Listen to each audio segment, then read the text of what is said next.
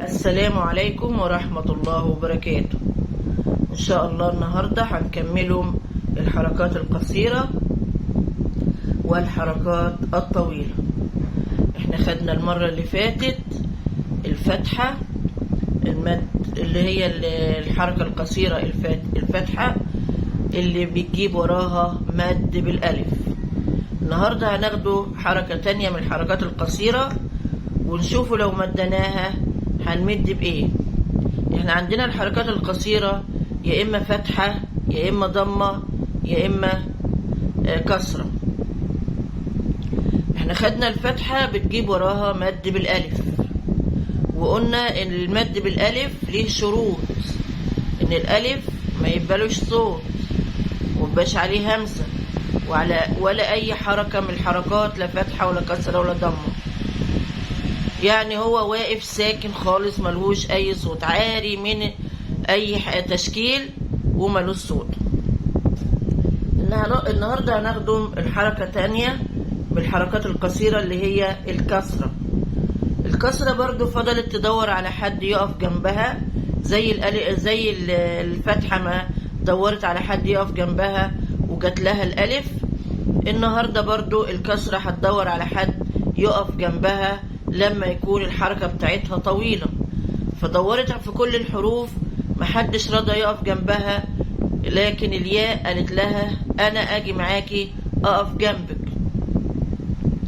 ونفس الشروط اللي قالها الالف للفتحة هتقولها الياء للكسرة، هتقول لها انا هقف من غير صوت، انا هقف من غير تشكيل خالص، لا فتحة ولا كسرة ولا ضمة، وحاجي وراكي لما تكوني عايزة تبقي حركتك طويلة ويكون تحتيكي كسرة. الحرف اللي انت واقفة عليه هبقى مدك بيه.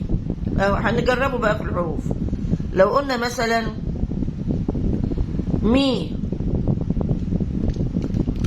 الميمة هي دي حركة قصيرة، مي.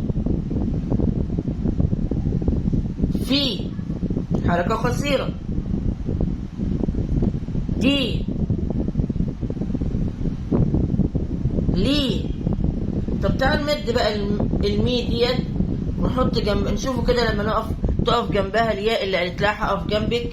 لما نشوفوها كده اهي هتعمل ايه في الصوت؟ هتطول الصوت وتبقى مي مي. طب لو هي بقى في وسط الكلام هتتكتب كده اهي، مي ميزان ميزان اهي. طب ناخده الدال، دي دي.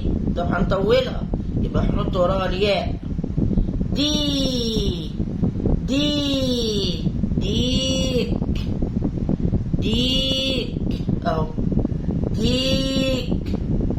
ولما ملي ابني اوضح له اديله الحركة القصيرة بالمقدار بتاعها حرف واحد، واديله الحركة الطويلة بمقدار حرفين، اميز له وانا بمليه، عشان لو غلط يبقى الغلط من عندي انا.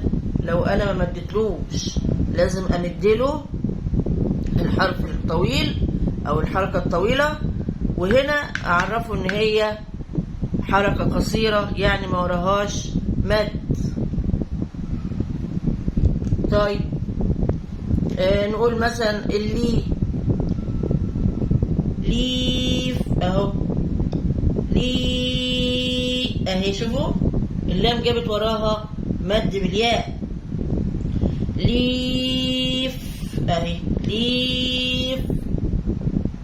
طب نمد الفاء، فيل فيل اهو، فيل.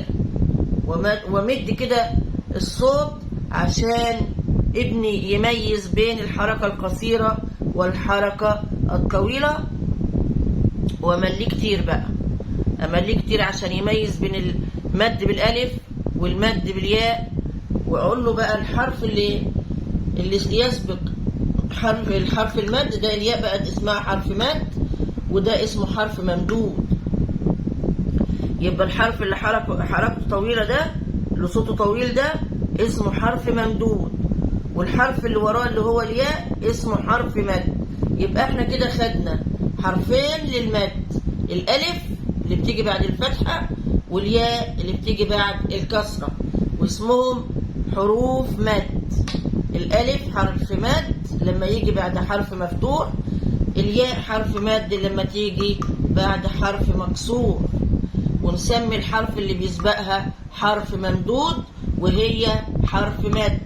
ميزان، يبقى الميم حرف ممدود بالياء، والياء حرف مد. ديك، الدال حرف ممدود بالياء، والياء حرف مد. نسمي اللام هنا ليف، اللام هنا حرف ممدود والياء حرف مد. يبقى احنا كده خدنا حرفين للمد اللي هو الالف والياء. الالف والياء، الالف بتيجي بعد الفتحة، بتيجي بعد الحرف اللي عليه فتحة، والياء بتيجي بعد الحرف اللي تحتيه كسرة، والاتنين المد ملهمش صوت.